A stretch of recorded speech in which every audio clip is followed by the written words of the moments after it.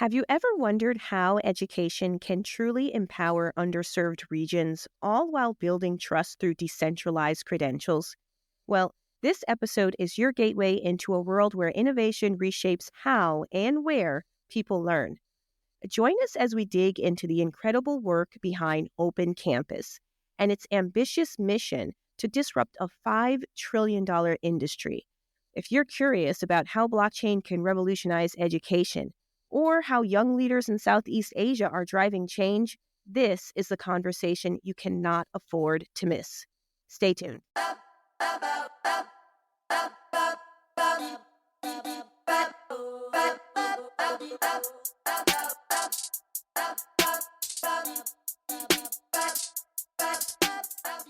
So today I'm thrilled to welcome Will Fan, co-founder and CEO of NewCampus, a forward-thinking business school transforming leadership education in emerging markets. Will is also a key partner at Open Campus, a groundbreaking Web3 platform backed by powerhouses like Binance and Animoca Brands. Open Campus focuses on decentralizing education, leveraging blockchain technology to create more accessible and verifiable learning pathways. And with over a decade of experience spanning China, Southeast Asia, and beyond, Will's work bridges education, technology, and entrepreneurship to empower learners globally. So, get ready for an insightful deep dive into how he's bringing the future of education on chain. Will, thank you so much for being on the show. Great to see you again. It's been a long time, Jew. So excited to be here, and yeah, so thankful for the work that we're doing together. Yeah, absolutely. And I'm excited to talk about that work particularly and this whole idea of disrupting education using technology and specifically Web3. And I think most of the listeners know me from working with ByteBow from, teaching lawyers about technology. So it would be really cool to kind of introduce them to Open Campus and how we work together and how all of that is come about. But I guess we can start with a little bit about NewCampus because you are actually one of the founders of NewCampus. And can you tell us a little bit about NewCampus and how you started it? Wow. So this year we're going to our 10th year, and I see so many founders, builders talk about how long it takes to create quote unquote success, and I do think as we go into our 10th year, I feel like there's so much more that we need to do. So New Campus, we're an online business school that focuses on management and leadership training. We serve over 500 of the most exciting frontier venture-backed tech companies in the region. But more importantly, we impact over 130,000 young managers across Southeast Asia, Indonesia, Vietnam, Thailand, Philippines. And a big part of our work is really supporting that inflection point of young companies that are growing from 100 to 500 to 1,000 employees and supporting that next generation of technology uplift. So I mentioned, it's our 10-year journey in building in the education space, but I still think as founders, we're still learning about, what growth is, what success impact looks like. And I think that's kind of led me to where we are today, talk about Web3 and hopefully how some of that technology and ecosystem supports the growth of others. Yeah, and I think it's so fitting that, now your work with Open Campus is really focused on Web3 because as someone who is somewhat of a seasoned professional, as they would say, rather than using any sort of age-related qualifier, one of the things that I noticed when I came into Web3 was that there's a lot of really good ideas, a lot of activity going on, but not so much of that strategic sustainable, focused approach. And it sounds like you're bringing that, methodology from New Campus into Open Campus. So let's talk about Open Campus and this disruption of education. So Open Campus, it's only a bit over 2 years old now. And so we were brought in as partners early days when they had recently launched. They had launched their token EDU, the EDU token, and that was off the back of a few strategic partners: Binance, Animoca, TinyTap, Gems Education, and what was quite unique about this ecosystem that they were setting up is, like you said, Jamelia, the Web3 landscape is still so young, so nascent. And so it was a combination of serendipity, timing, luck that we were brought in. One of the leads behind Open Campus, Jonah Lau, he was actually one of our earliest instructors in 2014 at NewCampus. And so, one big part of my philosophy is really invest in long-term relationships. And I think that relationship just compounded into where we are now. I think fast forward to 2024, now soon 2025, we've obviously expanded Open Campus to a few different areas. Our core focus is still bringing the 5 trillion education sector on chain. But we're doing this through a few different fronts. One is supporting Web2 companies. So we have an accelerator that's now brought in over 60 of the most impactful, meaningful founders, such as yourselves, in LATAM, in Africa, in the Middle East, and Southeast Asia, 20 million learners collectively. So how do you actually support that pool of innovators and creators? And then you have the Web3 side. So a few unique products. One is the EDU chain, so launching our own blockchain to support user flow, process flow, optimizing some of the tech and infrastructure in place. And then we also have a few other key initiatives like our AI venture arm, like our NFT support system, like our DAO upskilling product line. So I do think as an education player, it's so key to support different parts of the education system in Web 2, Web 3. And we at NewCampus, we're playing a pretty small part, but enjoying the ride. It's an important part, though. You're very, very humble in that. I think one of the pieces I'd like to kind of pause on is this idea of why this is needed now. As someone who's seen the education system all the way from, daycare, and, now I have a child that's in college, and then myself who, as a professional, going through the ranks of professional development, continuing legal education, and understanding that just because you land a job or just because you're an executive doesn't mean that your education stops. And then kind of like, there are barriers to that for certain groups for sure. There are barriers for women. There are barriers for underrepresented folks. Can you talk a little bit about the why we need some sort of disruption in this space? So my personal story entering the education space was an accident, as I think a lot of edtech founders are. You don't pick your track to build in this space unless you're crazy or you're super passionate about education. For me, that wasn't the case. But I think growing up, what did impact a lot of the work that I do now is my parents were refugees and immigrants into Australia. My dad was a cab driver for almost 3 decades. My mother fled the Vietnam War. And so they did everything that they could to send their kids, my older sister, my younger brother, myself, to great schooling. And so I personally saw big transition and big uplift for myself, my peers, my colleagues in having that opportunity to study in law school, to go to tutoring, to get that access and exposure. But then when I kind of entered the workforce, 10, 15 years ago, it was either picking the traditional career paths of, building your career and, having a stable job, or exploring entrepreneurship and, essentially becoming a founder. My first business was actually not in education. It was in career switching.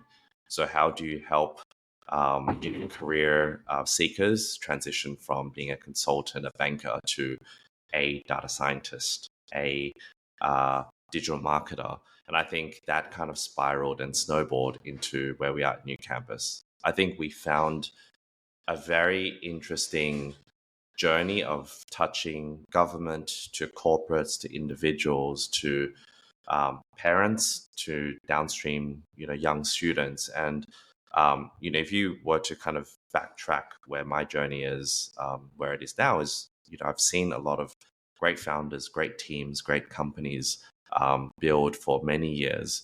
And so when we had the opportunity to be a partner into this foundation, the first thing that was very critical for my journey and my thesis was, how do we leverage this capital, this expertise, this infrastructure to support other founders all around the world?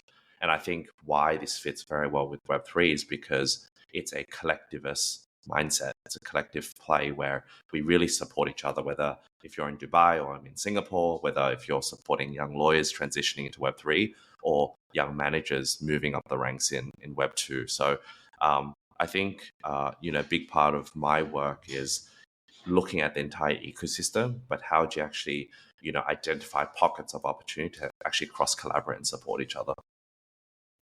Do you think there is maybe a different need for education and entrepreneurship today as there was, to when we were kind of growing up? It was kind of like, okay, this is the path that you take. This is what you are supposed to do.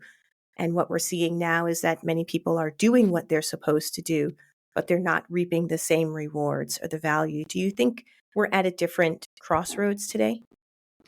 So there's always going to be cycles for technology innovation. And the reason why education plus minus healthcare have been the slowest industries to innovate is because there's just too much bureaucracy and mature infrastructure in place.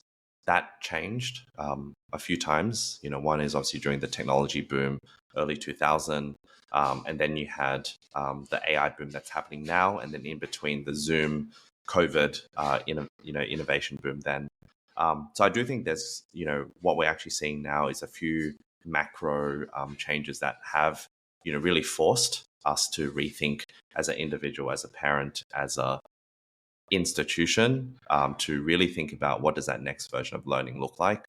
For me at NewCampus, one area was definitely sort of the future of emerging markets.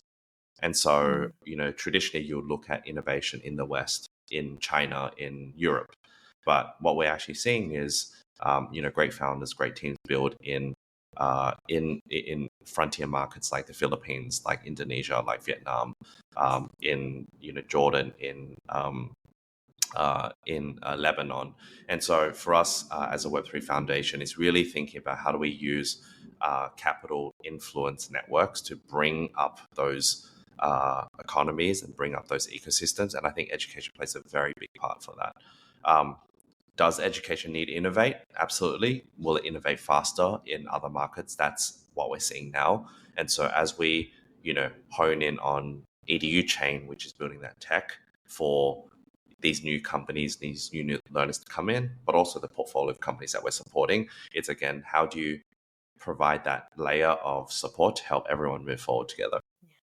I think that's a really important point. It's about helping everyone move forward together. Because a lot of times, what you do see in the space, particularly in tech and emerging tech, is that there's a focus on a very small group moving forward in a way that is just exponential. And so, with this, we're looking at the emerging markets and those groups of people who really have a lot to contribute. They have great ideas, they just don't have the capital and the infrastructure and the connections, quite frankly, to move it forward. And with that, I'd like to talk a little bit about the tech with Open Campus and, kind of let's just introduce the listeners to what it is. I know some people who are in the ByteBow community have already heard about Open Campus. They know about the OCIDs or getting ready to get their OCID. So maybe we'll talk a little bit about that. Yeah, so the verifiable credentials play was something that has always been, very important for us to explore with blockchain. And you've had many contenders enter the market many years ago, trying to take on certifying your, graduation certificate on the blockchain. And I think, there's two angles to this. One is, do you really care about certificates anymore? And then secondly, if you care about it, do we really need to go search, in your mother's basement for that physical piece of paper? And so when we kind of looked at that landscape, it was definitely quite critical to agree that it is a nice to have, not necessarily a painkiller today. Um, but it's also quite important when we look at the portfolio of companies that have 20 million learners. How do you actually support a lot of the process flow, the technology, and infrastructure that they're building? And so to date, we've had over 500,000 signups and counting to the Open Campus ID, which is really the Genesis technology that is starting to map out a learner's journey, but also potentially rewarding them over time. So I think over the course of the next 6, 12, 18 months, there will be new tech that comes into play. But in the beginning, it's really trying to figure out what are the absolute pain points that we want to be solving for. One of which is actually financing education companies like yourself. How do you actually help great teams with the right capital, with the right support, with the right networks to move forward? But then, really start to sound check and understand what are the other areas of build that can help you guys succeed. I think the final part that is also quite interesting now is the rise of AI. We're seeing that rapidly evolve the way that we're building technology, building teams, building businesses. And so we also have a 10 million AI fund that is looking at supporting some of that tech and teams behind that too. So I think as a foundation, our role is to really support this nation building exercise, whether or not teams are building the post office or the railway or the police station. We really welcome those builders and creators to come into play, and we can really obviously provide our resources and team stack to help you guys move forward. For sure. And this idea of the open campus ID being a verifiable credential is also important when you look at global users, people who are like, so for example, myself moved from US to China to Singapore, bringing in this law degree. And how many thousands of dollars did I have to spend to get it attested, to be recognized by not necessarily it is the visa and the immigration departments, but it's also the employers. And so when you think about the value of having a verifiable credential from the employer standpoint, I know you and I have had some conversations on evidence-based learning and the value with that as well. It really is a huge value for people who want to relocate. They want to prove and to show that they have something and they understand a certain skill set. And now they have the opportunity to bring that with them. Yeah, I think if you look at the comparables in the market, there's definitely centralized repositories for existing credentials and learner IDs. And one of the biggest ones would be LinkedIn. But if you actually look at the LinkedIn profile, it's self-selective. So if you've completed a course at Harvard 2-day course, anyone can put in their degree and say that they've completed Harvard. And then you can, also go to your online platforms like your Udemy's and your Coursera's, which, are a bit more verified, but still housed and centralized within that organization. I don't disagree that they still have a time and place in the future, but with all these challenger schools, with all of these new ways of learning, I do think there's an opportunity to obviously create that ecosystem to support all of these partners and builders in this space. So the credential piece is very critical for us as a technology, but it's one of many verticals that we're making a big bet on. Yeah. The credentials are important, but the community is also something that I think is a huge moat or a differentiator with what we're doing at Open Campus. And I know a lot of people who have found me on social media. I'm on TikTok quite a bit, and they joined the Byte Bow community, and they got in there, and they're like, "Wait, we're meeting up every week. This is great!" And they're ready for in-person events, and that is part of the culture. And I saw that represented in Token 2049, where you have the events that Open Campus was doing. Can you talk a little bit about this culture of community and what you're looking to build there? I love the community piece, and it's always been from uh, my personal growing up playing a lot of games, whether it's your Ragnaroks, your Dota 2s, your Counter Strikes. It's so important to grow and learn and experience things together. That was definitely something that I felt was challenging in Web 2, especially being a venture backed company. You're forced to sometimes grow at all cost. And when 2020 hit and a lot of organizations needed to rethink their strategy, for us it was again doubling down on our early adopters, our early believers, and ultimately the community members that really wanted to champion the New Campus brand. And so when we forayed into the Web3 space, it was hand in a glove fit, right? And right now we have a few very strong pockets of communities within OC. You have the accelerator, 60 amazing founders all around the world that we're starting to have IRL meetups. You have our incubator that was very successful. We hosted over 5,000 developers, 700 projects submitted, and now with the incubator, it's really trying to figure out how do we finance and help these projects succeed. And then you also have some sister brands with Open Campus, ApeCoin University, ApeU. That's something that we're very proud of because it's how we can really play a part in supporting other DAOs move forward. And then obviously, a lot more, fun, low key projects like Cappy Friends, which is a capybara NFT that we launched last week. So I do think community is so critical to elevating a brand, but I also think it's the ultimate DNA of being successful in this space. Absolutely. And particularly when you're global and you're able to see people, you're able to see and kind of feel the vibe that's being created. And really goes back to that point of accessibility. A lot of the people who I've spoken with who join the ByteVal community, one of their things is, particularly in Dubai, I want to learn this, but I need a job. Right. And so people are super focused, hyper focused on if I'm learning something, if I'm learning about introduction to Web3 and blockchain, and I have this credential, that's great. And what is the next step for me in becoming employed or monetizing it in some kind of way? So, can you talk about some of those opportunities? I think people would be very interested to hear. I think hardship is very important for communities to stick together, whether or not you're a meme coin and the meme token price just goes up and down. That builds camaraderie, that builds loyalty. When you look at more serious stuff like the education space, that's very critical for us to identify the community user journey. So take one of our portfolio companies, Ryzen. They have over 300,000 developers in Turkey and India. And so it's really enabling a young 21-year-old Turkish developer to get some exposure, get some real world project experience, and then find a job and build a career, find that next inflection point of their journey. And I think as we think about making bets and investments into different geographies, into different teams, it's amplifying the number of individuals, learners, creators, successful use cases over time.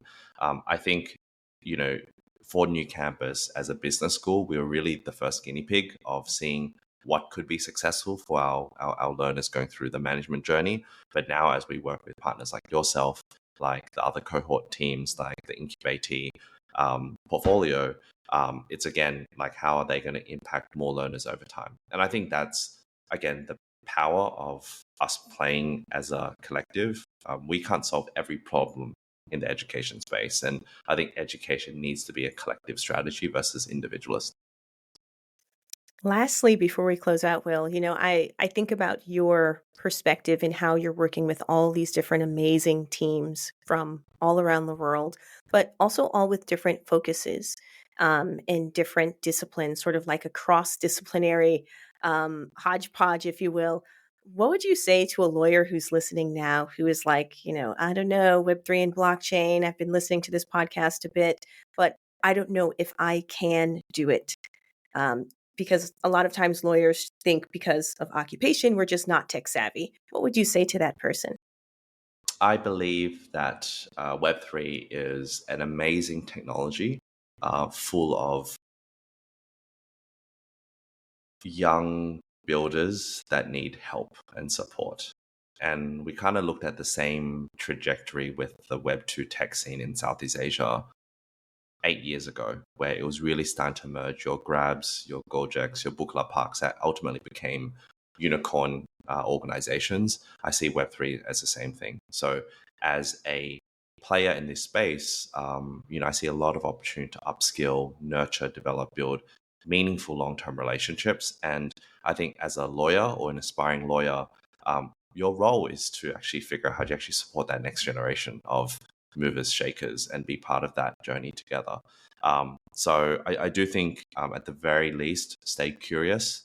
That always opens up doors, and it's also protecting yourself from the change in technology and finance and macro markets. So I do think, at the end of the day, like, why I'm very excited about your space, Jamelia, is you're building that next generation of service legal provider in this space. And for those listening, absolutely, dip your toe.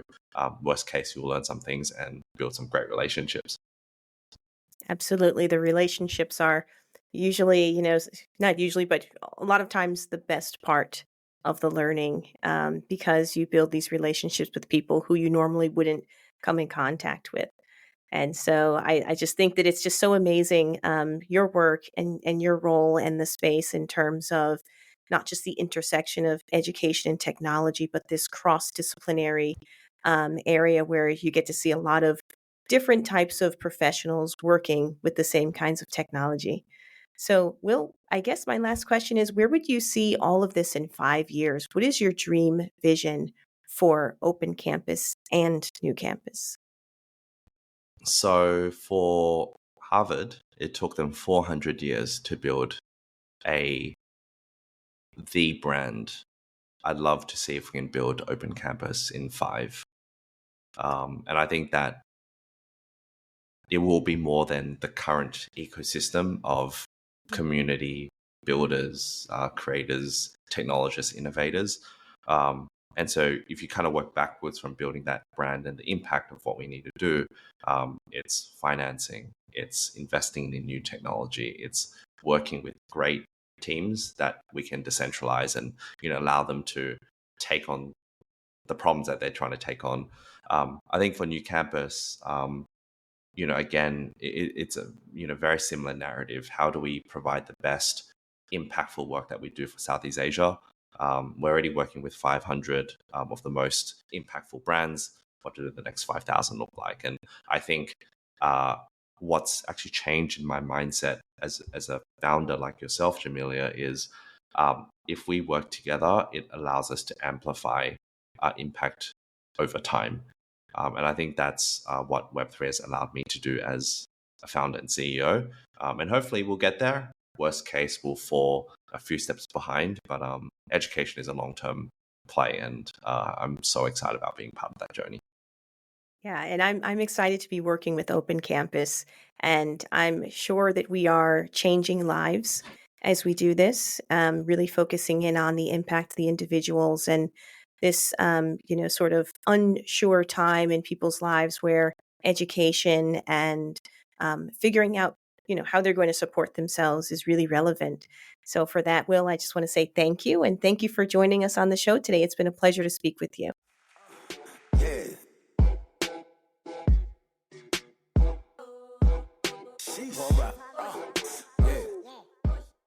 Thanks so much for tuning in to today's conversation with Will Fan on the future of education through Web3 and blockchain. If you're eager to dive deeper into these topics, learn more about decentralized learning, or connect with like-minded professionals, we invite you to join the ByteBow community.